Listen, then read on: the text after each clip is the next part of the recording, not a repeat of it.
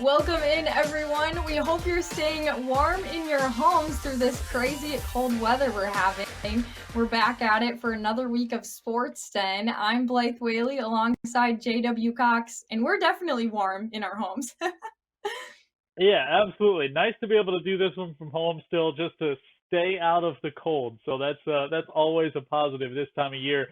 These athletic teams, though, Blythe, they're not staying away from the cold. They're getting out, they're performing, and that's fun to see as we're right in the thick of things still here in the Northwest Suburban Conference in all of our schools, and Blaine, Centennial, and Spring Lake Park kicking it pretty good. We'll start with boys basketball this week. Let's go to our rivalry matchup, the Blaine Bengals and Centennial Cougars in boys hoops. We had the girls matchup too, but these two teams squaring off at Blaine. It's been a good run for the Blaine Bengals, winning a handful in a row, but the series is actually pretty even going back the last few years. Bengals, well, they got off to a red-hot start. That's what the Bengals do. They shoot the three. Dylan Myers got it started from the corner with a triple. Cougars, well, finally got on the board. It was Luke Clark fading away, knocking one down. He would get the three-point play the old-fashioned way, but too many three-point plays this way for the Blaine Bengals. Mason Lindsay knocks it down. They would hit 8 threes in the first half en route to 50 points. Max Stepanek stepping through, couldn't hit it, but the O board right there for the Bengals, and Jack Pelkey, big man, had some good moments off the bench. More for Luke Clark. He came in as the third leading scorer, trying to attack there, got the putback from Dave Bushnell to get some points on the board. Good first half for Sam Olson, spinning his way to the bucket to end the half and give the Bengals 50 points. Second half action, trying to get Mason Lindsay on track, but instead it was Zach Frank, the big man, with the touch around the rim, knocks it down en route to a 20-point game. But then there was Aaron Call. Started to get close in the second half as the Cougars didn't go away easy, but Aaron Call hits another big shot. He ended up with 17 in the game. Bang, there's another, and the Bengals win it 76-57 over Centennial. The Totino Grace Eagles head to take on Centennial. We get to see Centennial there getting prepped and ready to take the court. First up, Luke Clark driving strong, dishes it to Frank, and he puts it in and through. The Cougars get that early. But Totino Grace for the long three downtown is Tommy Humphreys. Totino Grace continues from downtown. This time, CJ O'Hara puts it through, and he'll get to go to the line for the 4-point play. Totino Grace tries it to do it again, but Demarion Watson able to go all the way. Totino Grace still on the attack here. They throw it up, able to pull it in is Demarion Watson. Totino Grace continues to be on the attack in the second half, but Centennial able to wrap this one up and going to pass this one to the other side. That's Palmstein putting it through for the Cougars. Strong second half start for them. Totino Grace from range. DJ Apaki puts this one through as Totino Grace continues to stroke it in from behind the 3-point line. Totino Grace wins 69-38. Blaine Bengals back on the floor for their second game of the week, trying to make it 2 in a row. This time they go on the road to Champlin Park. Well, how about getting it started the same way with a 3-ball from the corner? Last time we saw the Bengals, that was Isaac Moyne that time. 3-ball would be the key. Got it started. Joshua Strong for Andover. Lots of points going to be headed in this one. Bengals to answer. Yep, Dylan Myers from the opposite side. Or excuse me, that was actually Samuel Olson from the short corner who knocks that one down as the Bengals keep pace. It was a 5-point game at the half as these two teams traded buckets in half number one. A little bit of defense. The turnover strong all the way the other way, finishing for the Andover Huskies. Can't abide that, even forced the timeout from the Bengals to try and get things settled. Another turnover ripped away by Champlin Park. Who else but Strong out in front of the pack to finish for Champlin Park. But the Bengals, they would stay close. 3-ball from Sam Pettis, able to knock it home as the Cougars again play a little defense themselves. Loose ball, though, tapped out. And there's Champlin Park. It was their leading scorer on the day, Dylan Gachaba, who pours that one home, 30-25 at the half. More Champlin defense in the second half, getting out and running. How about up top and the finish, the tip in that time for Gachaba. He's got the hops, he's got the length, and he had the finish. Bengals, extra pass, goes to Moyne. Moyne again finds Pettis, and he'll knock it down. Jump shot for him, 5 points in the game for Pettis. Meanwhile, Olsen able to steal it away for the Bengals, get up ahead, and he would jam it home. Bengals again staying tight. Sam Olsen did what he could, 21 points in this game. The two-possession affair, head fake on the corner three, into the three from the angle, and Adrian Mogaka has a big-time bucket to help keep Champlin Park up. They're up 9. Bengals trying to cut into the lead again, headed inside the final 10. Three ball would do just that. But again, more defense from Champlin Park, and it's strong again. He set the tone in the first half with that defense in the transition, and he helps finish it off 66-54. Rebels beat the Bengals in boys hoops. Northwest Suburban Conference standings coming out of last week. Bengals at 3-2, trailing both Champlin Park and Andover. Centennial, meanwhile, they're sitting at 1-3. Spring Lake Park is 2-1 in the Northwest Suburban Conference West. Blythe, what are we looking at as far as the schedules go for the boys coming up? Yeah, our Blaine team taking on Coon Rapids on the 9th, and then Andover on the 17th. So 2 home games coming up for them. Centennial going to be playing Champlin Park also at home, and then they'll get to play Coon Rapids at home. So a lot of home games for our teams. Spring Lake Park plays Park Center, and then they'll actually head to the road versus Rogers on the 11th. So they're the only ones with the away game this week.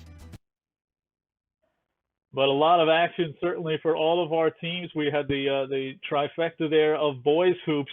Whenever you get Centennial Cougars, Blaine Bengals, boys hoops, Splice, the same week, you usually have that matchup on the girls' side. That's one that you got to see that same night where the boys were duking it out at the gym at Blaine. You and John Haddon were at Centennial for a good one too, between the Bengal ladies and Centennial Cougar ladies. Yeah, it's always a good matchup when these two teams match up. You know the intensity is there. They want to win when it's that battle between these two cat clashes, of course. So let's head into it. Centennial taking on Blaine. Centennial getting to have the home court advantage.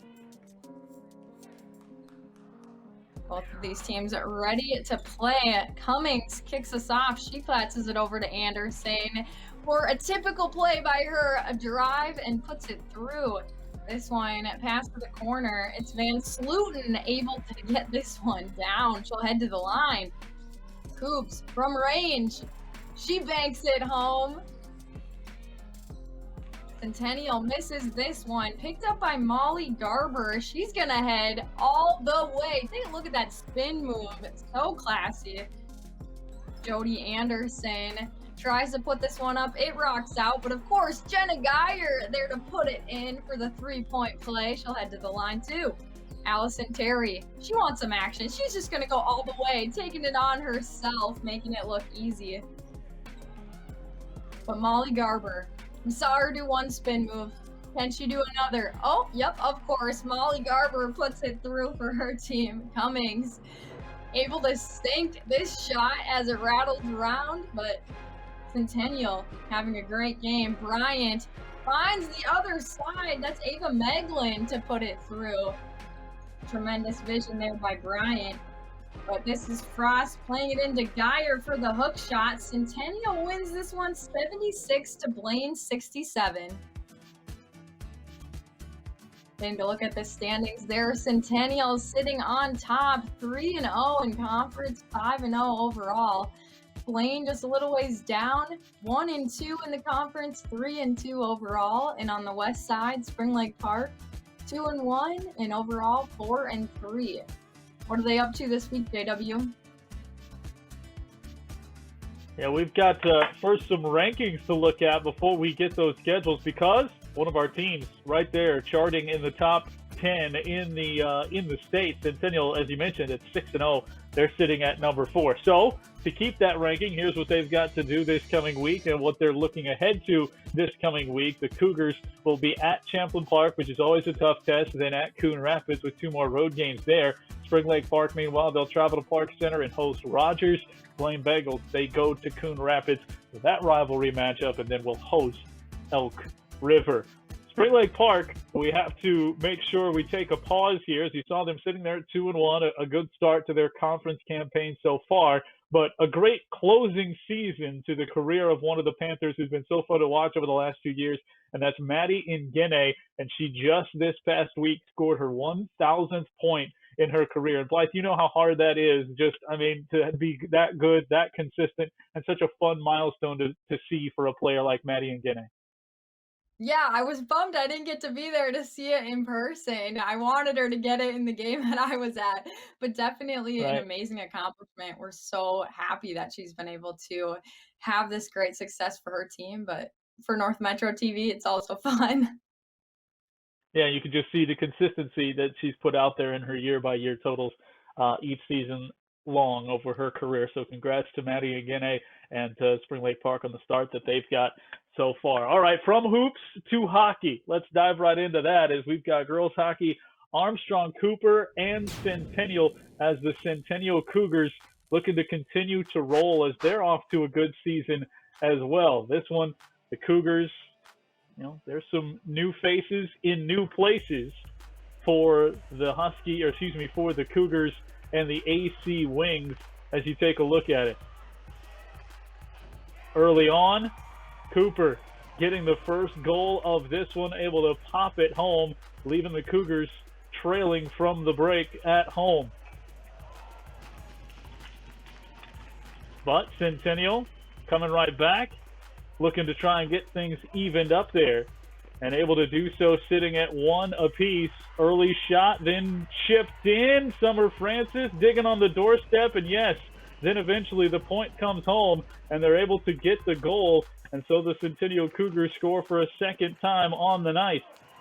As Centennial again with the pressure, and again they're able to knock it home against Armstrong Cooper in this big-time matchup. It was a big second period for the Cougars that would just keep rolling on as they were able to get another goal from Abby Elliott to score that one even strength. We'd move on, still looking for more in the second period, and the breakaway. Megan Gaudreau looking for her second of the night, second of the period, and she bangs it home as well. Talking second goals of the night and the period? Well, why not? Summer Francis and company. Francis off the rebound, buries it home, and they would use a 5-goal second to win it 6-1 over Armstrong Cooper. You head to Fogarty Arena where the Huskies take on the Bengals. See Andover there getting hyped before they take the ice, and the Bengals doing the same. This one kicks off. This is Peyton Hemp, passes this one up to Ella Borger, and she knocks it home for the first goal of the evening. Huskies up 1-0. Jocelyn gonna center this one up. It's Tyra Turner, takes a rip, but Jocelyn gets to finish this one off. Huskies going up 2-0.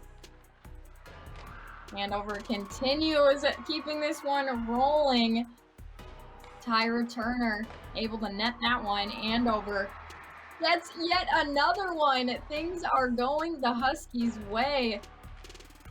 That was Peyton Hemp. But Andover gets the victory 6-0 over Blaine. Anoka Spring Lake Park takes on Champlin Park Coon Rapids this past Saturday. They head to the ice. This is Heather Sager, far side of your screen, leading the race. She lets it go and puts it in for the early shorthanded goal. This is Del Castillo, left side of your screen. She slices it in. Her teammates excited about that one. Now denied early. Johnson able to scoop it up. Gonna pass it over to Peterson. She'll fire it home. And she rockets it in there. Exciting, that is for sure. This one is Callie Scott coming up from range, putting it through the legs to find its way to the back of the net. But Trebeza gonna go around a few defenders, looping through here, and she puts it home and through, nailing that one in. This next one very fun. Delaney Johnson splitting 2 defenders, finds her way through the ice and puts this one in. No one was stopping her, that's for sure.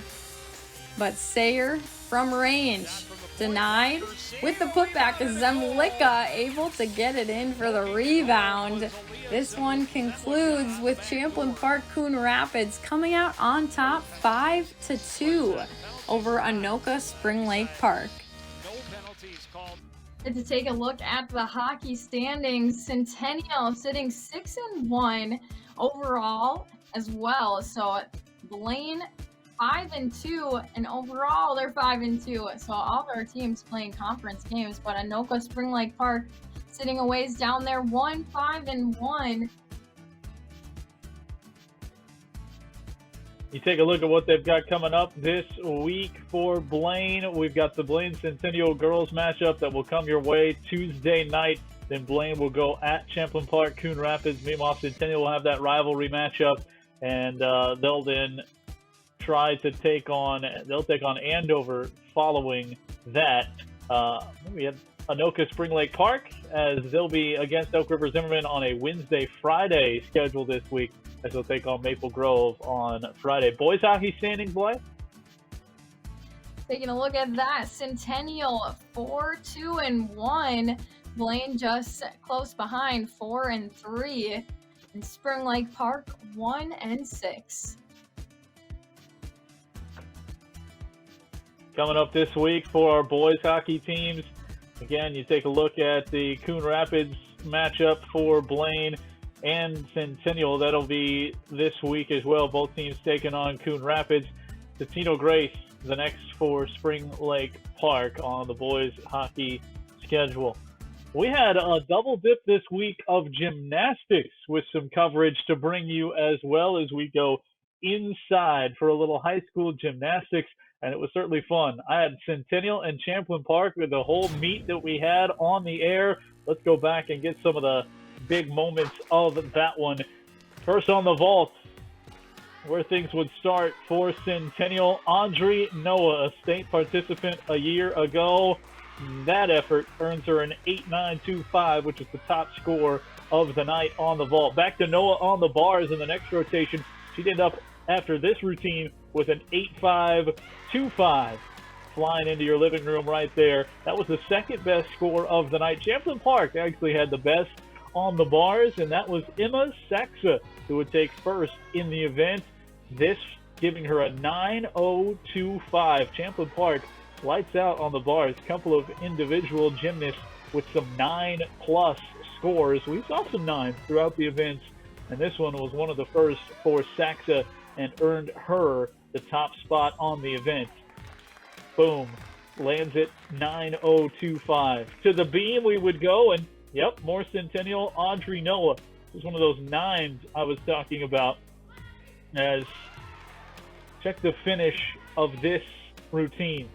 Coming off the beam, and yeah, earns the 9.00. That was the second best score. Katie Johnson, though, took the top spot on the beam for Champlin Park on the night. 9.125 per score. Some high degree of difficulty there on the beam. One late wobble, and that great dismount right there for the 9.125. To the floor routine, Tashina Biyoiku Alase for Champlin Park. This may have been the routine of the night. Stuck that, didn't really even need that pad there. She turned in a 9.2 performance to take the top spot in the floor exercise for the meet. The all-around title, that went to Audrey Noah at 35.4 for her total score. Katie Johnson for Champlin Park came in second. Champlin Park wins the team varsity meet 136-65 to 131.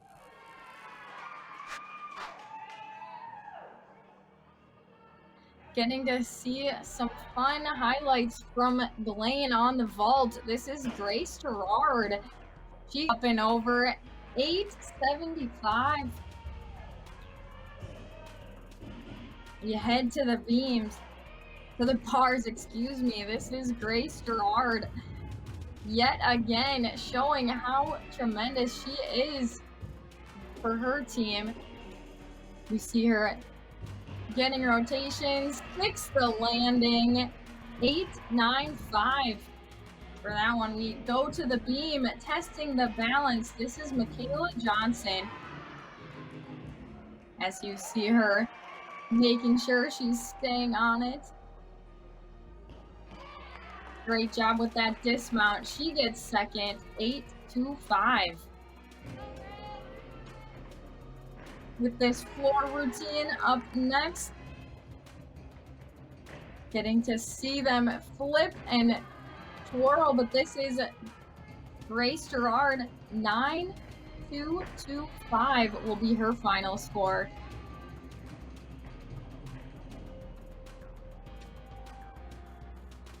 Overall, Elk River took the meet, but Blaine won 25-32. Getting to look at schedules, Blaine for gymnastics will head to take on Champlain on the 18th and Maple Grove on the 26th. Centennial will take on Elk River on the 9th, and the 17th, Maple Grove is where they'll head. And Spring Lake Park will play against Minneapolis Southwest, and the 16th, they'll head to Bloomington Jefferson. So they'll get to flip and twirl and somersault, a lot of things that I can't do. Me neither. I was watching that. Yeah, I was watching that Champlain Park Centennial, and a lot of times you could watch sports, and you did play sports. You're not necessarily in this conversation, but those of us who didn't play it at a very high level, we could say, oh, well, yeah, I could go out, and I could at least make the team and do this. Gymnastics, no chance. Not a chance I could do any of that. Same might be said for swimming. I can swim. I can't swim fast or well. But some people that can were at the pool at Centennial as Centennial took on Andover, another Northwest Suburban Conference swim meet. Cougars sitting at 500, so pretty key. Get started with two of the top three spots going to the Cougars in the relay, the 200 medley, and that would set the tone in the meet for Centennial. They didn't take the top spot, but would take two of the top three, so scoring points there for Centennial right out of the gates. Then the 200 free. On the individual side, Aiden Gillen and Josh Ardall would take the top two spots for the Cougars to get them on the board with a couple of wins and continue piling up the points. 200 individual medley, Liam Goulet and George Atkinson. They take the top two spots. You're sensing a trend here for the Cougars picking up points. They do it again with the top spot in the 50 free going to Hunter Belting with a time of 22:77 to take first place. The 1 meter dive, it was a second place finish for the Cougars. Riley McNamara, he was edged out in the top spot by just 9 points by Ben Lind, who would be the lone diver for Andover. He did take the top spot in the 1 meter dive in the meet. Back to the swimming portion of the meet. Cougars trying to get back above 500 to the 100 fly. Again, taking points in the 2, 3, and 4 spots with Belting, Alex Larkin, and Quentin Lehman. All strong finishes for the Cougars. Gillen was at it again in the 100 free, taking the top spot this time with a great time of 51.99. The 500 free, the Cougars continuing to pile up first place wins now. It was Liam Goulet taking first for Centennial, but Josh Ardall and Ben Condon came in second and third to make it a clean sweep. 200 free relay, Cougars dominate, take 3 of the 4 spots, 3 of the 4 top spots, also set the 6th fastest time there in the 200 free. George Atkinson finished second for Centennial to the backstroke to Noah Rabb, but still points that put the Cougars over the top. That made everything else exhibition. Max Shire would still get the top time in the 100 breaststroke, and then fireworks in the final event, the 400 free for the Cougars. They set the 3rd best time in the league this year with a 3:32.64, and you see they win the meet there, 97-83. Spring Lake Park, though, 5-0 in the Northwest Suburban Conference, one of 3 teams at 5-0. Cougars, though, it was crucial. They got back over 500. They're 3-2, sitting in 5th place right now behind those top 3 teams and Elk River, who sits just a game ahead at 4-1. Great start to the season so far for the Cougars. But what do they have to do now, Blythe, to to keep rolling on here next for the Cougars and the rest of our swim and dive teams? Heading to Armstrong at 6 p.m. And then on the 11th, going to be home versus Elk River. Centennial on the 11th, heading to Osseo, and the 18th, they'll head to Coon Rapids and Spring Lake Park, both at home, the 11th Coon Rapids and the 18th Elk River. Jam-packed schedule certainly for everybody, and that includes wrestling, as Coon Rapids will be next up for Blaine, a White Bear Lake try for Centennial, and then a try with Anoka and Foley for Irondale Spring Lake Park. Those latter two happening on Tuesday, and then late in the week for Blaine to get back into the wrestling action. We'll be back into action this week as well, with our cameras out covering all the events that we can, Blythe, and it's certainly been fun to be able to cover as many events as we have. And first up will be that girls hockey matchup with Centennial and Blaine, boys hockey matchup in the rivalry coming up. So we get more cat clashes this week, Blythe, and that's always fun. Definitely. But JW, everything we cover, yeah, go ahead. I was going to say, we should have put something on Tampa Bay winning. I had to bring it up. You had it. Right. I should have had you maybe have to wear a silly shirt or a hat for our next show, but I didn't. So next time we put something on a game, we'll have to do that. But I'm right. Definitely. I'm Goodness knows I have Guardian. plenty of silly shirts to choose from. So we'll have to do that. Yeah, good for him. And yeah, we know Tom Brady needed another one, right? Right, yeah, definitely. All right. Follow us on social media. You can find out where we are, and wherever you go, support your teams. Go Bengals. Go Cougars. And go Panthers. Have a good week, everybody.